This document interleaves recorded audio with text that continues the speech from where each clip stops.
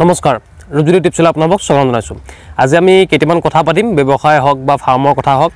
যিসকল লোকে বাহিৰত কাম কৰি আছে, যিসকল জোৱানে বাহিৰত চাকৰি কৰি আছে, ডিফেন্সত চাকৰি কৰি আছে বা বিভিন্ন কাৰণত বিদেশত চাকৰি কৰিবলগীয়া হৈছে আৰু ঘৰতে তেওঁলোকে কিবা এটা ব্যৱসায় কৰিব বিচাৰে, তেওঁলোকে কি ব্যৱসায় কৰা উচিত, কম খৰচত মানে কি ব্যৱসায় আৰম্ভ কৰিব পাৰিব, কেনেকৈ কাৰ সৈতে আপুনি কামখিনি কৰাব পাৰিব, ডিটেইলছ কথা পাতিম আজিৰ ভিডিঅ'টোত সম্পূৰ্ণকৈ চাব যদি আপোনাৰ ব্যৱসায় কৰাৰ ইচ্ছা আছে বা ফাৰ্ম কৰাৰ ইচ্ছা আছে। প্ৰথম অৱস্থাতে কৈ দিওঁ, আপোনালোকৰ ঘৰত যদি পুখুৰী আছে, আগৰ যদি পুৰণা পুখুৰী আছে, সেই পুখুৰীটো ৰিকভাৰ কৰক। ৰিকভাৰ কৰি আপুনি তাতে মীন পালন কৰক।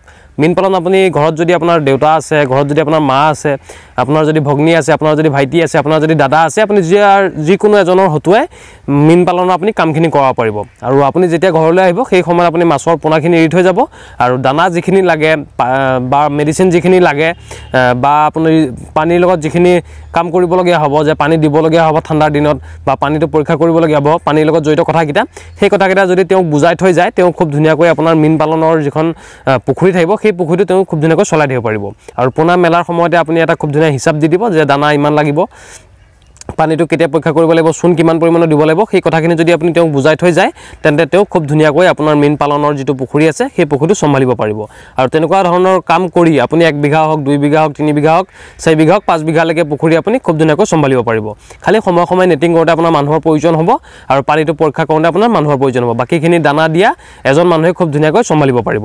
সেইটো হৈছে প্ৰথম আৰু খুব এটা লাভজনক ব্যৱসায়। যদি আপোনাৰ পইচা আছে, আপুনি ইনভেষ্ট কৰি তাৰ পৰা খুব ধুনীয়াকৈ 6 মাহৰ বা এবছৰৰ ভিতৰত আপুনি খুব ধুনীয়া এটা পইচা ইনকাম কৰিব পাৰিব। সেইটো হৈছে একে সহজতে কৰিব পৰা, আপোনাৰ ঘৰৰ যিকোনো এজন সদস্যই কৰিব পাৰিব। তাৰপিছত আছে গৰু বা ছাগলী। গৰু ছাগলী আপুনি কাৰোবাক আধি দি কাম কৰাব পাৰে বা আপুনি এজন লোকক নিয়োজিত কৰি, ধৰি লওক আপুনি 4জনী গৰু কিনি দিছে, সেই 4জনী গৰুৰ কাৰণে আপুনি এজন মানুহ ৰাখিব পাৰে।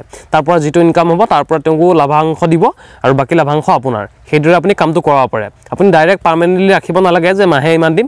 আপুনি ক'ব যে এইটোৰ পৰা যিটো আপোনাৰ ইনকাম হ'ব সেই ইনকামৰ 50% প্ৰফিট তেওঁৰ থাকিব বা 30% প্ৰফিট তেওঁৰ থাকিব, বাকীখিনি আপোনাৰ হ'ব। সেনেকুৱাকৈ আপুনি হিচাপ কৰি কৰিব পাৰে। আৰু যদি আপুনি ডাঙৰকৈ কৰিম বুলি ভাবে তেন্তে মানুহ লগাই খুব ধুনীয়াকৈ এজন মানুহ ৰাখি মেনেজাৰ হিচাপে আৰু বাকীকেইজনী কৰ্মচাৰী ৰাখি আপুনি কামটো কৰাব পাৰে, গৰু বা ছাগলী ফাৰ্ম যদি আপোনাৰ খোলা ইচ্ছা আছে। আৰু যদি ভাবে আপুনি কমকৈ 2জনী গৰু মই কিনি ৰাখোঁ, কাৰোবাক আধি দি দিওঁ, তেন্তে আপুনি আধিও দিব পাৰে। তাৰ পৰা আধা ইনকাম আপোনাৰ হ'ব আৰু মূলধনটো আপোনাৰ থাকি যাব। আৰু যদি আপুনি ভাবে মই লং টাৰ্ম কিছুমান খেতি কৰোঁ, খেতিৰ কাৰণে মানুহৰ ইমান প্ৰয়োজন নাই, আপুনি একবাৰ লগাই দিলে তাৰপিছত খালি চোৱাৰ চিতাৰ কাৰণে এজন মানুহৰ প্ৰয়োজন হ'ব আৰু খালি আপুনি বাউণ্ডেৰীটো মাৰোঁতে অলপ খৰচা হ'ব। যদি আপুনি ভাবে যে মই এটা লং টাৰ্ম খেতি কৰোঁ, ধৰি লওক আপুনি আম খেতি কৰিলে, যদি আপুনি ফল মূলৰ খেতি কৰিম বুলি ভাবে তেন্তে আপুনি বাউণ্ডেৰীটো খুব ধুনীয়াকৈ মাৰিব লাগিব। আৰু একবাৰ বাউণ্ডেৰী মৰাৰ পিছত আপোনাৰ বহু বছৰলৈ চিন্তা নাই যদি আপুনি কাটা তাঁৰ ইউজ কৰে। আৰু যদি আপুনি বাঁহেৰে ইউজ কৰে, বাঁহৰ ইউজ কৰিলেও আপোনাৰ মোটামুটি 2 পৰা 3 বছৰ আৰামত যাবগৈ। আৰু যদি আপুনি নেট ইউজ কৰে, নেট ইউজ কৰিলেও 4 পৰা 5 বছৰ যাব। আৰু ফেঞ্চিং ইউজ কৰিলে আপোনাৰ পাৰ্মানেণ্ট থাকি যাব যদি আপুনি ভাল কোৱালিটিৰ ব্যৱহাৰ কৰে। আম খেতি আপুনি কৰিব পাৰে। তাৰপিছত আছে আপোনাৰ কল খেতি আপুনি কৰিব পাৰে।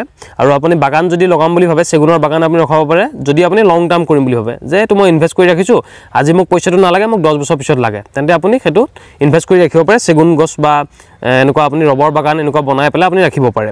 তাৰপিছত আছে আপুনি তামোল নাৰিকল লগাব পাৰে। তামোলৰ ইনকাম 4 পৰা 5 বছৰ আহি যাব। নাৰিকলো তেনেকুৱা ভাল জাতৰ লগালে আপুনি 3-4 বছৰ ইনকাম এটা পাব। আৰু লগতে আছে আপুনি অমিতা যদি খেতি কৰে, অমিতা আজিকালি 3 মাহ 4 মাহৰ পৰা অমিতা লগা আৰম্ভ হৈ যায়। আপুনি বাউণ্ডেৰীটো মাৰি ল'লে এজন মানুহৰ হতুৱাই আপুনি চোৱা চিতা কৰিব পাৰিব। খালি লগাওঁতে আপুনি খৰচ কৰিব লাগিব, পানী দুনি দিয়াৰ কাৰণে অকণমান খৰচ কৰিব লাগিব। অমিতা খেতি আৰু বিভিন্ন ফল মূল আছে, সেই ফল মূলৰ খেতি আপুনি খুব ধুনীয়াকৈ বাগান হিচাপে কৰি বাউণ্ডেৰীটো মাৰি আপুনি কৰি ৰাখিব পাৰে। যদি আপোনাৰ টকা আছে ইনভেষ্ট কৰি ৰাখিব পাৰে। তাৰপিছত আছে আপুনি মাটি লৈ আপুনি খেতি কৰিব দিব পাৰে। ধৰি লৈছোঁ আপুনি 10 বিঘা মাটি এটা লিজত লৈছে বা বন্ধকত লৈছে, সেই মাটিটো আপুনি এজন মানুহক ধান খেতি, সৰিয়হ খেতি, তিল খেতি এইবিলাক খেতি কৰিবলৈ দিয়ক। মাটিটো হিচাপত হ'ব যে আপোনাৰ ওখ মাটি আছে যদি আপুনি তিল খেতি কৰিব পাৰে, সৰিয়হ খেতি কৰিব পাৰে, সেইটো হিচাপত। নদীপৰীয়া মাটি হ'লে আপুনি কল খেতিও কৰিব পাৰে। তেনেকুৱা হিচাপত আপুনি কাৰোবাৰ এজনৰ দায়িত্ব দি দিয়ক যে এইটো আপুনি কৰক আৰু ইয়াৰ পৰা যিটো ইনকাম হ'ব সেইটো আপুনি তেওঁক 20% প্ৰফিট তেওঁক দিব, 30% প্ৰফিট তেওঁক দিব। সেইটো হিচাপত আপুনি কামটো কৰাব পাৰে। আৰু যদি আপুনি ভাবে যে মই এজন মানুহ ৰাখিলেও কামটো কৰোঁ, প্ৰথম লগোৱা সময়ত আপুনি থাকি দিলে, ধৰি লৈছোঁ আপুনি কল খেতি কৰিলে, কল যদি আপুনি 10 বিঘা মাটিত কল খেতি কৰিব চায় তেন্তে আপুনি কল পুলিখিনি লগাওঁতে এটা খৰচ আছে, বাউণ্ডেৰীটো মাৰোঁতে খৰচ আছে। তাৰপিছত খৰচ নাই, আপুনি চোৱা চিতাৰ কাৰণে 2-3জন মানুহে আপোনাৰ চম্ভালি থাকিব পাৰিব। সেনেকুৱাকৈ আপুনি কৰিব পাৰে আৰু বেছি টকা থাকিলে আপুনি মাটি যদি টাউন এলেকাত কিনে তেন্তে আপুনি তাতে ভাড়া ৰুম বনায়ো আপুনি ভাল টকা এটা ইনকাম কৰিব পাৰে আৰু আজিকালি এইটো গাঁৱবিলাকতো চলিছে যিহেতু যথেষ্ট সংখ্যক লোক বিভিন্ন কাৰণত আহে ধৰি লওকচোন আমাৰ ইয়াতে স্কুল 3-4খন আছে সেই স্কুলৰ কিছুমান মাষ্টৰ বাহিৰৰ পৰা আহে বা অলপ দূৰৰ পৰা আহে তেওঁলোকে ইয়াতো ভাড়া ৰুম বিচাৰে সেই তেনেকুৱা ধৰণৰ আপুনি ভাড়া ৰুম গাঁও হওক বা চহৰ এলেকাত যদি আপুনি মাটি কিনিব পাৰে সেইবিলাকত মাটি কিনিও আপুনি ইনভেষ্টটো কৰি ৰাখিব পাৰে ভাড়া ৰুমৰ পৰা আপোনাৰ এটা ইনকাম আহিব সেইটো আপুনি কৰিব পাৰে আৰু এটা আছে আপোনাৰ যে মাটি যেতিয়া আপুনি কিনিব সেই মাটিটো আপোনাৰ ভ্যালু লাহে লাহে বাঢ়ি গৈ থাকিব ধৰি লৈছো আপুনি আজি টাউন এলেকাত 10 লাখ টকাত মাটি কিনি ৰাখিছে সেই মাটিখিনি ভ্যালু আজিৰ পৰা 10 বছৰ পিছত মিনিমাম 15 লাখ টকা হৈ যাব তেন্তে আপোনাৰ 5 লাখ টকা লাভ থাকিলে 10 বছৰৰ ভিতৰত সেইটো আপুনি লং টাৰ্ম যদি কৰিব বিচাৰে যে মোক এতিয়া পইচাটো নালাগে মোৰ হাতত আজি 10 লাখ টকা জমা আছে মই কি কৰোঁ তেনেকুৱাকৈ আপুনি ইনভেষ্ট কৰি ৰাখিব পাৰে আৰু মাটিত যদি ইনভেষ্ট কৰে এইটো এটা খুব ধুনীয়া সফল ব্যৱসায় ইয়াতে আপোনাৰ লোকচান খুব কম পৰিমাণৰ থাকে একেবাৰে লোকচান নাথাকে 90% ইয়াত লাভ থাকে সেইটো কাৰণে আৰু যিকোনো ধৰণৰ বস্তু এটা কিনোতে আপুনি সাৱধান হ'ব যাতে তাৰ নথিপত্ৰবিলাক ক্লিয়াৰ আছে নে নাই সেইটো চাইহে আপুনি যিকোনো এলেকাত মাটি কিনিব আৰু বাকি খেতিকেইটাৰ কথা আপোনাৰ এজন মানুহৰ প্ৰয়োজন হয় চোৱাচিতা কৰাৰ কাৰণে আৰু কামখিনি প্ৰথম অৱস্থাত আৰম্ভ কৰোঁতে আপোনাৰ অকণমান কষ্ট হয় আৰু বেছি মানুহ প্ৰয়োজন হয় লগতে ইনভেষ্টটো বেছি হয় বাকি সময় আপুনি চোৱাচিতাৰ কাৰণে এজন মানুহ ৰাখি কামখিনি কৰাব পাৰে আৰু যদি আপোনাৰ বেছি টকা আছে আপুনি ডাঙৰ ইণ্ডাষ্ট্ৰি কৰিব পাৰে মানুহ লগাই আপুনি কৰিব পাৰে গোটেই টিম আপুনি মেনেজমেণ্ট কৰি খুব ধুনীয়া কাম কৰিব পাৰে যদি আপুনি বাহিৰত আছে তথাপিও আপোনাৰ কাম ইয়াতে চলি থাকিব আৰু এইকেইটা মই সম্যক আপোনাক উদাহৰণ দিলোঁ যদি ভাল পাইছে তেন্তে লাইক কৰিব আৰু যদি আপুনি কৰিম বুলি ভাবি আছে ব্যৱসায় তেন্তে আপুনি আমাক কমেণ্ট কৰি জনাব আৰু লগতে গাহৰি ফাৰ্মিং আছে হাঁহ পালন আছে মুৰ্গী পালন আছে সেইবিলাক আমি আগতে ভিডিঅ' বনাই থৈছোঁ সেইটো কাৰণে আজি শিতানত এইকেইটা কথা আনা নাই সেইকেইটা কামো আপুনি কৰিব পাৰে বেলেগৰ হতুৱাই ভিডিঅ'টো ইমানেই ভিডিঅ' চোৱাৰ বাবে ধন্যবাদ আপোনাৰ দিনটো শুভ হওক